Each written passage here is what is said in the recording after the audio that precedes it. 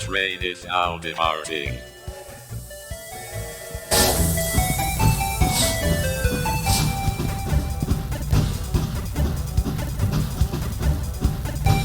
The train made its way to Sitcombe. I could get off here to find Alice.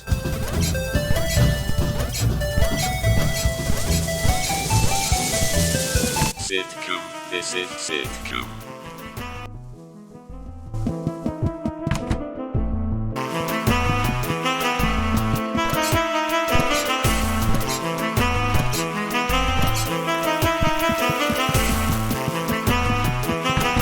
Now then, said the dirty old man, let's see what you've got. My wife, that's a bit, I'll just highlight it. This looks, I've already, everything else is junk. Go on.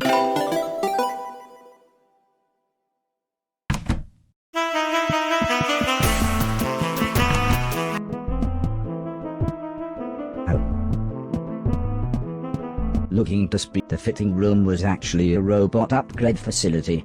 Once completed, the money was digitally taken from my passport account.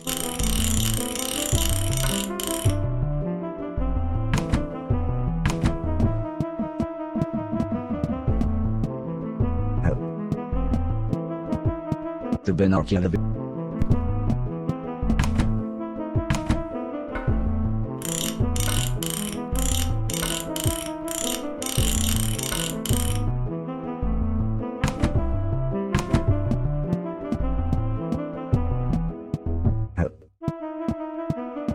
Clean even the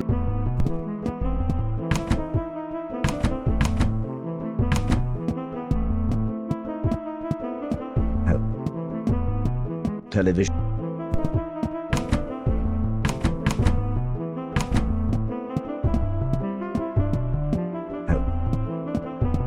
An addition.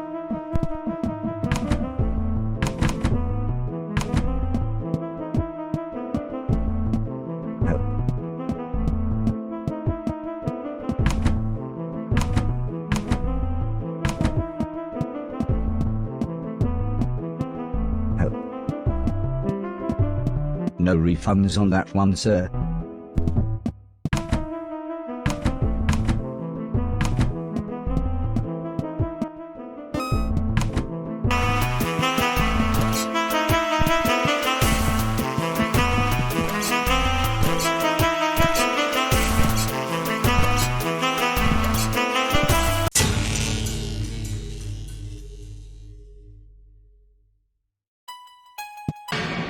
I was surprised to find Alice's house was a lot larger on the inside, and strangely, it lacked any color.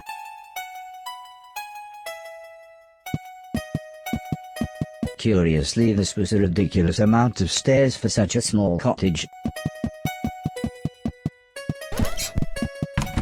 How strange everything was. I remember wondering if I had been changed in the night. Inside was a beautiful brightly colored field, but there was no way I could fit through such a tiny door. On the table was a large cake. I'd never eaten anything before, but for some reason I felt compelled to have a taste.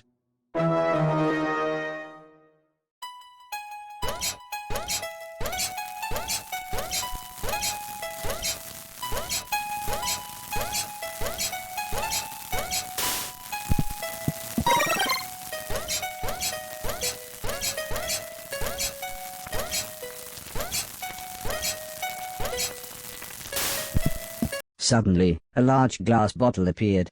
I don't know if it was all the growing that I had been doing, but I felt like I needed a drink.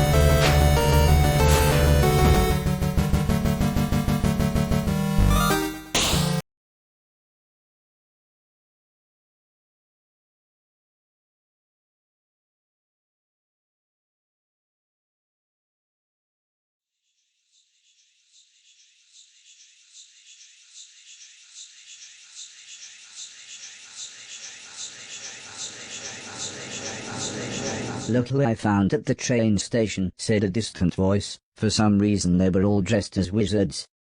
Oh my God, shouted the voice. Stop! Alice explained what was going on, while the man swiftly put my head back together. And this is Simeon, said Alice. The man insisted I called him Sim, and apologized for attempting to hack my CPU. Alice laughed and said, sorry. Sim tends to sneeze whenever he's stressed or nervous. I was worried you were like other robots. I'm glad you're okay though. I've had mixed results in the past. This is Betty, said Sim, and this idiot is Fluffers. It's like they're our children, said Alice, although it's strange, it was them that sort of found us. And even before Sim had reprogrammed them, they were kind of nice to me. Betty even tried to clean up some of my rubbish. So, said Mr. Silton, the reason we're visiting is our little robot friend wants to see Heather and her mum again. Plus he tells me that there's some sort of problem with escaped nanobots in the old house.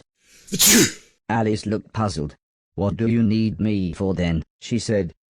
I'm assuming you've not broken the habit of a lifetime and thrown away Sim's security pass. Sim smirked at Alice. It'll be here somewhere. Mr. Silton smiled. Excellent, he said. Then I presume you've still got that video camera you stole when you were working on Richard and Judy. Sim guided us down a set of basement stairs. Well, thanks to Alice's quirky hobby, he sighed as he flicked the light on. We've still got everything. Mr. Silton smiled. Then, he said, I think I've got a plan.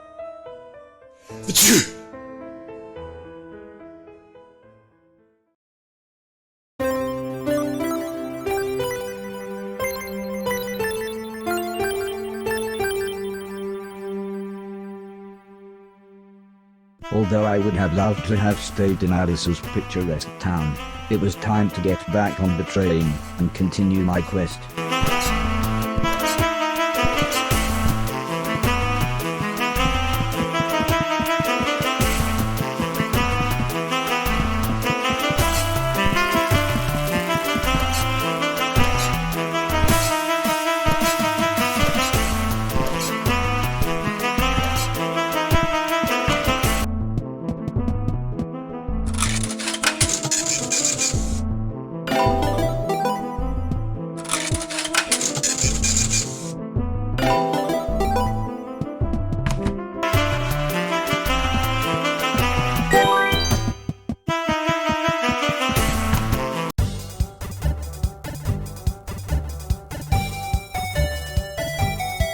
Mind the doors. The train is now departing.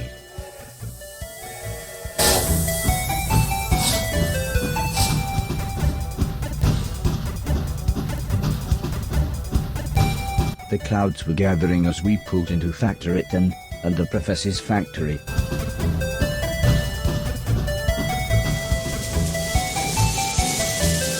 Factoryton. This is fact. Cold specks of rain began to fall as I stepped off the train onto the deserted platform. The station looked as if it hadn't been used in years. There were no conductors, no ticket barriers, not even an up-to-date timetable. The place was like a ghost town. Factoryton.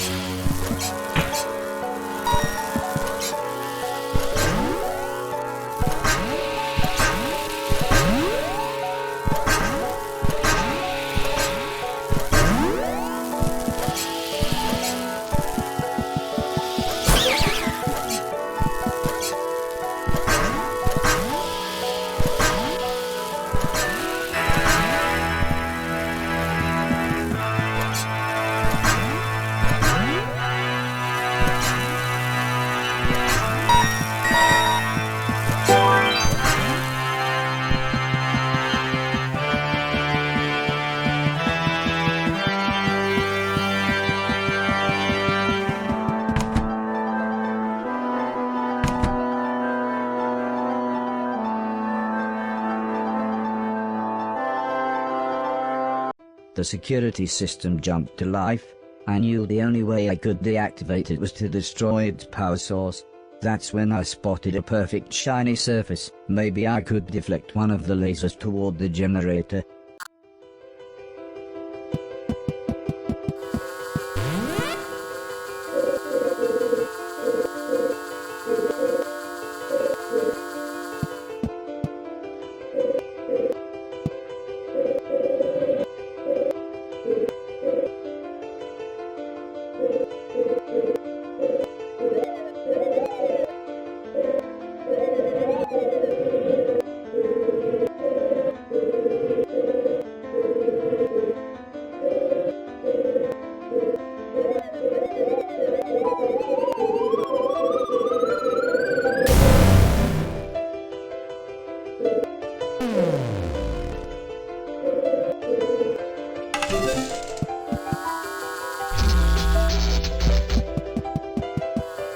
Mr. Silton and the others arrived and changed out of their disguises.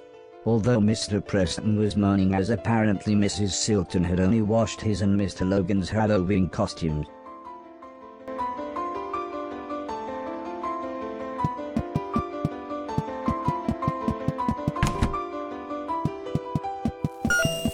It's strange, none of the machines were totally active, but the power was still on.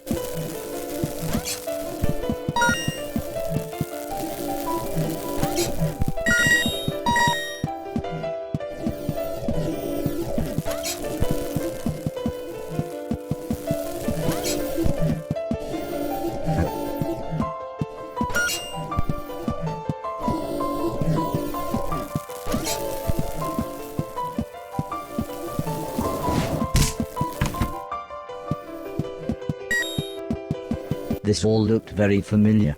I would have looked around more, but we needed to find the professor.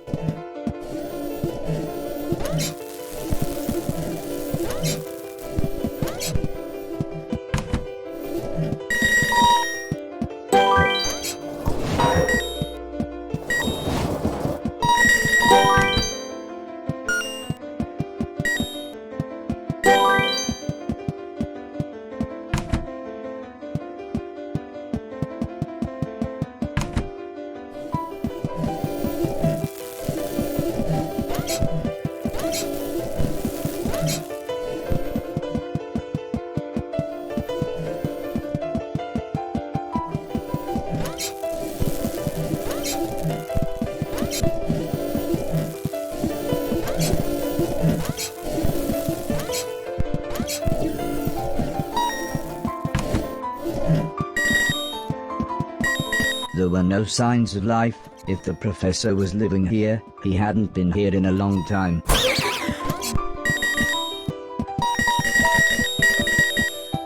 I didn't want to leave without Mr. Silton.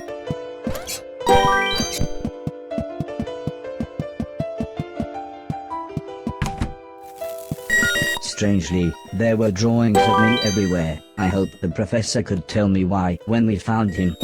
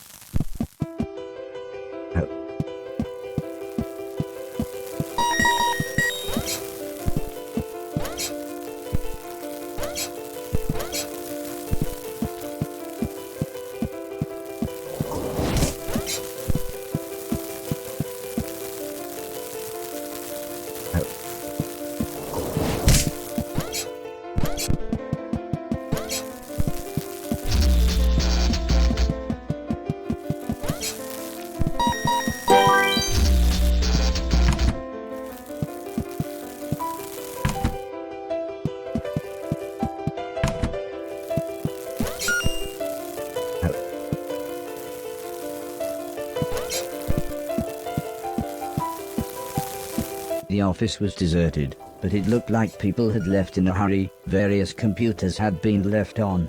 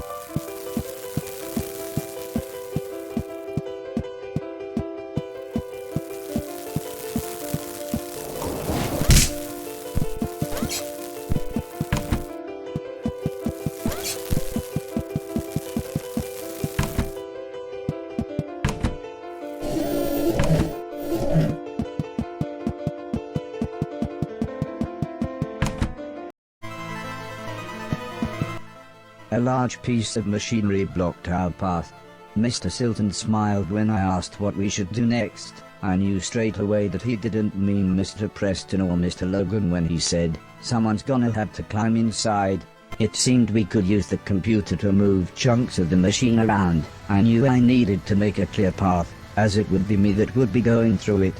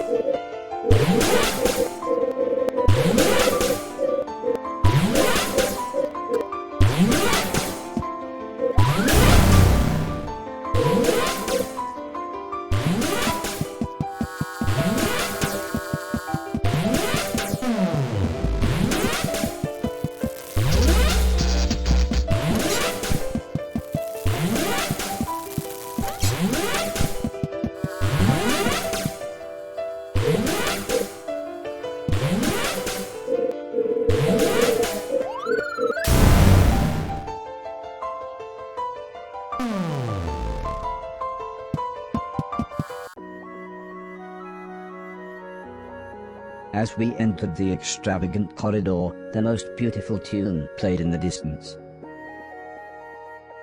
But almost as soon as we began to enjoy its dulcet tones, the music stopped, dead.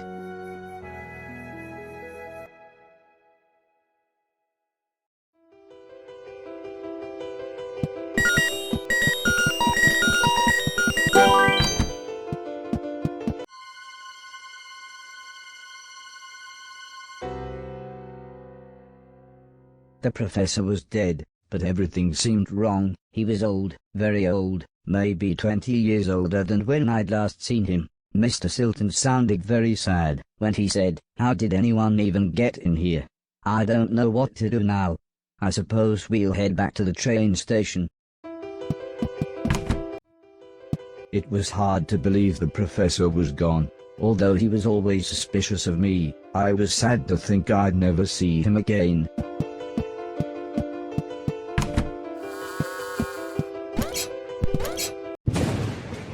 "Is it?" "Yes, it is. This is the right day," said the professor as he jabbed at a small metal box. "I don't know how much time I've got to explain," he continued as a bright light began to surround everyone. "Oh, not long at all."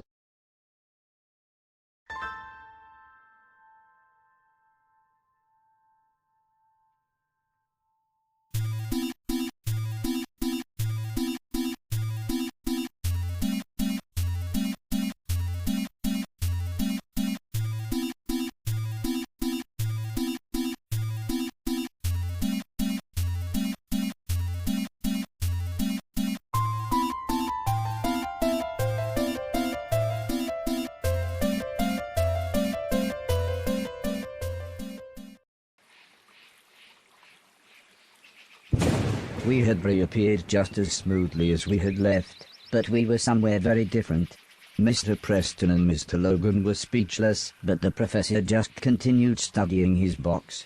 Looking back, I suppose I was rather stupid, as I ended up chasing a beautiful butterfly. I was lost, but soon I realized I wasn't as alone as I thought. I couldn't believe we had time traveled, but there was no time to sightsee.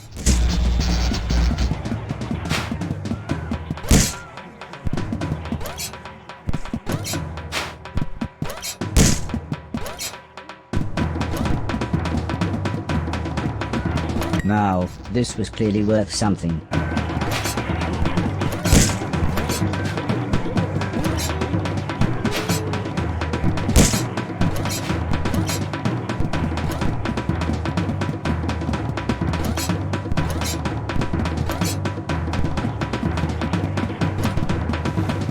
the prehistoric world looked like paradise, except for the killer cavemen.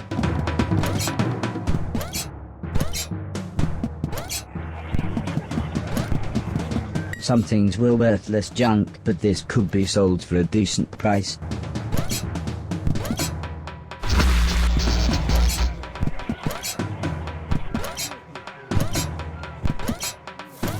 I would have liked to have a look around, but I had to get back to the others.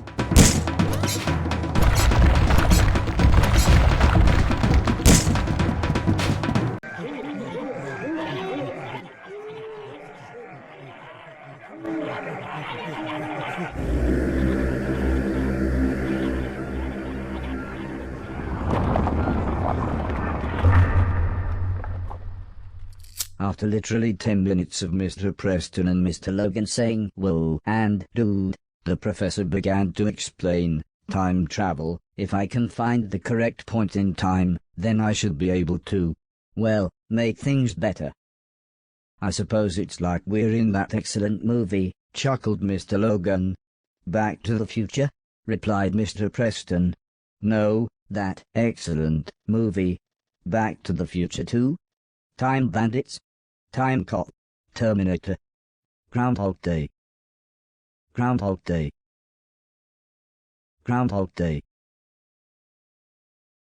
The box let out a loud bleep as the professor gave it a heavy thump. This damn thing's so dependent on the maths used to calculate where the Earth is at any one point in time and space, that it's almost random where we'll end up, or even how long the time window will stay open. That last one was the shortest I've had yet. Although obviously apprehensive of our situation, I think Mr. Preston and Mr. Logan were too excited to really pay attention. But they were far less excited when I asked what his longest stay was, and the professor replied, about 15 years. I was stranded in ancient Egypt for so long. They had me build them a steam-powered robot. You should have seen the things they had it build. Yes, wonderful things. It was like I was Thoth incarnate, or the modern Prometheus. Speaking of which, robot, have a look around, see if you can find anything to make a fire.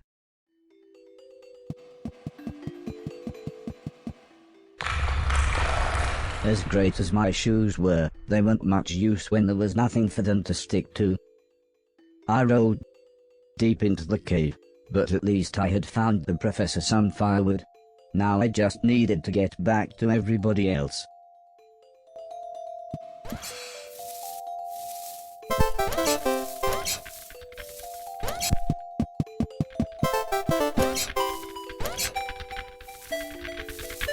It may seem ridiculous, but I really did fall this far into the cave.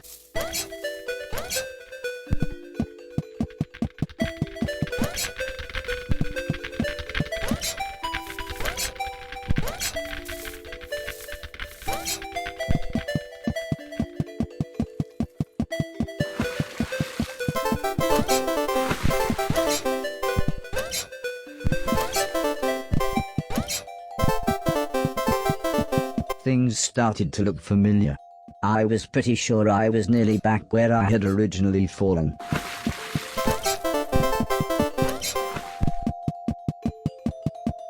Everybody warmed themselves by the fire.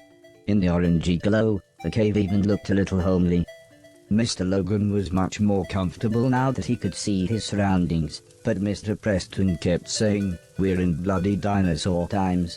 The professor laughed. He pointed out that there was 65 million years between dinosaurs and the emergence of man. But that just made Mr. Preston panic about possible dinosaur ghosts. I got the feeling Mr. Logan had heard this kind of talk before, as he sighed when he said, "Oh, I suppose you believe in ghosts as well now, do you?" "Well, yeah," said Mr. Preston. "Barry's missus says this bloke who works with her uncle reckons his brother saw one. Fact." And with that, he began to tell the most amazing story I had ever heard.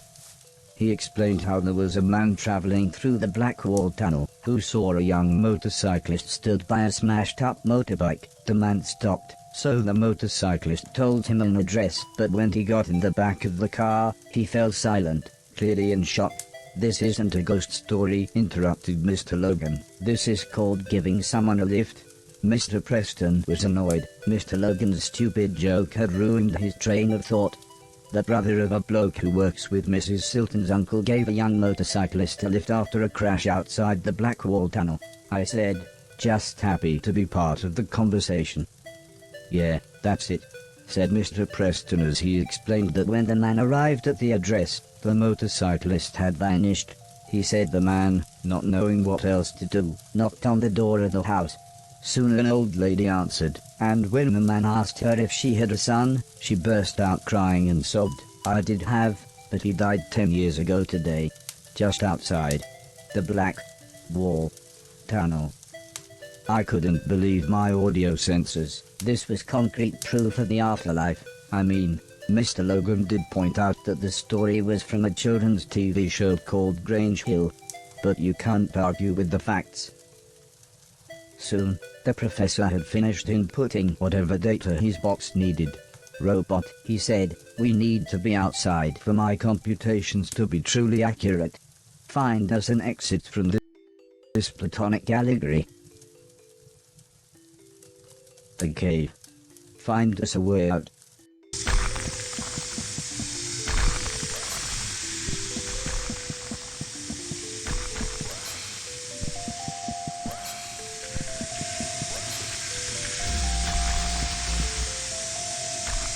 This block looked perfect, so I decided I would only place it where the professor said I should.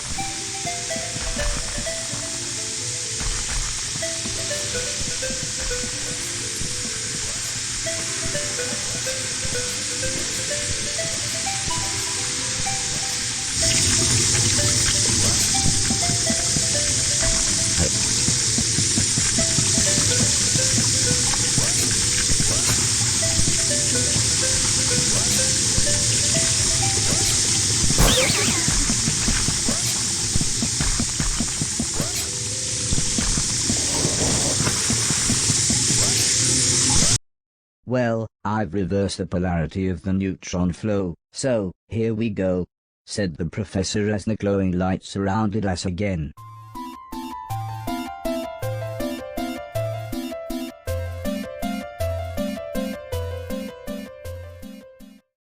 This is it, said the professor as he looked around. Oh no, he gasped as his expression became far more serious. It's the wrong time.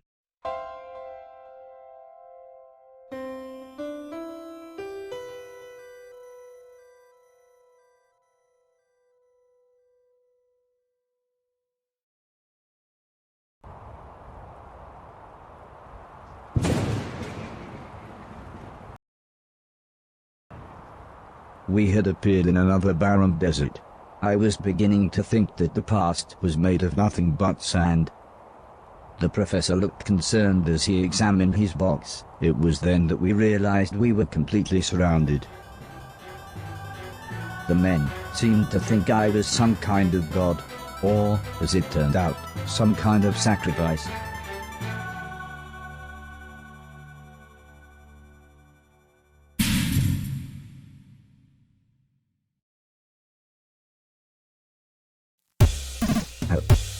The stalactite above me looked quite unstable, like it was ready to come down.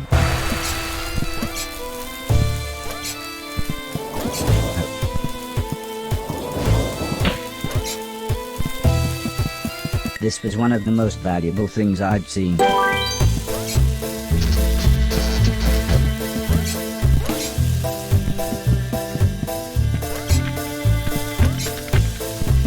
I didn't know how much this was worth, but it looked expensive.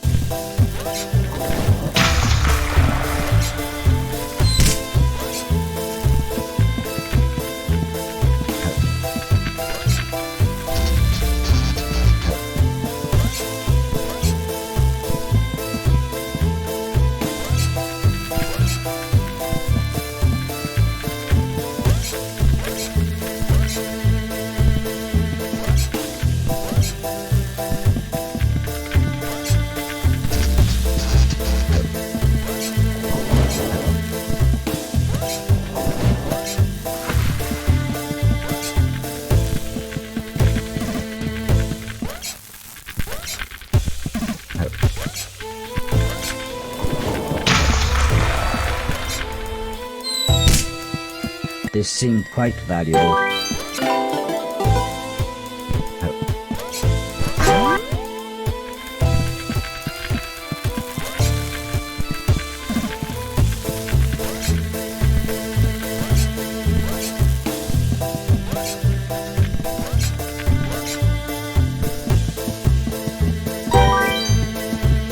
As I got to the top of the cliff, I could see everyone else being led away in heavy chains. Their extravagantly dressed capturers were only moving them in a slow march, so I followed them at a safe distance.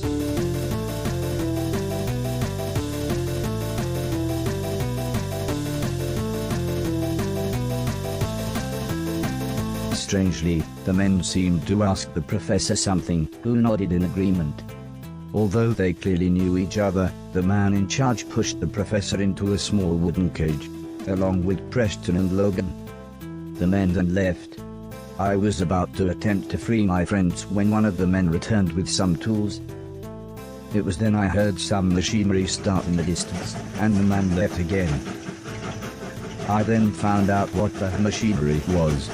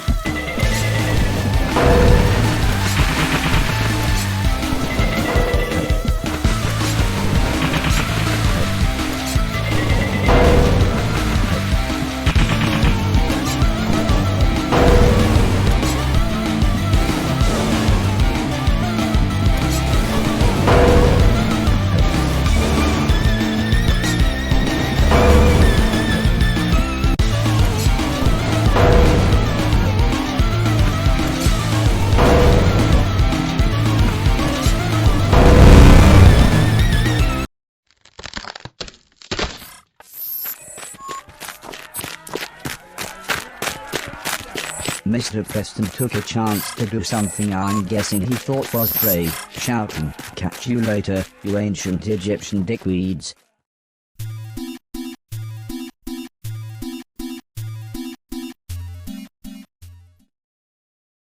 "This looks right," Stay here, whispered the professor, "just in case."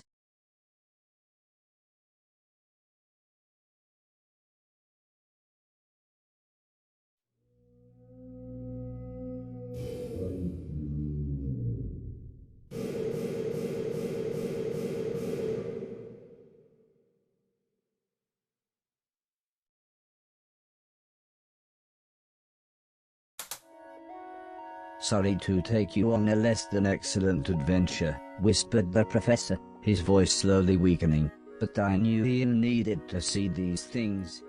I was always worried about the military possibilities, but I'm pleased to see your consciousness software is still growing.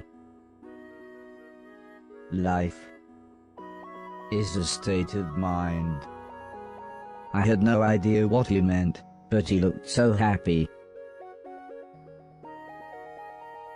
quick, Shouted Mr. Logan. hide. I jumped into a large cupboard with Mr. Preston, who whispered something about seeing some people on the security monitor. The cupboard door was pretty thick, so I couldn't really hear what was going on, but suddenly I heard Mr. Silton shout, "Run!" When Mr. Preston eventually opened the door, we saw a large glowing light, exactly like the one from the professor's time machine. It was only then that I realized that we had reappeared just before we had left. As we walked back to the train station, Mr. Silton was truly confused. All he kept saying was, "What the bloody hell happened?"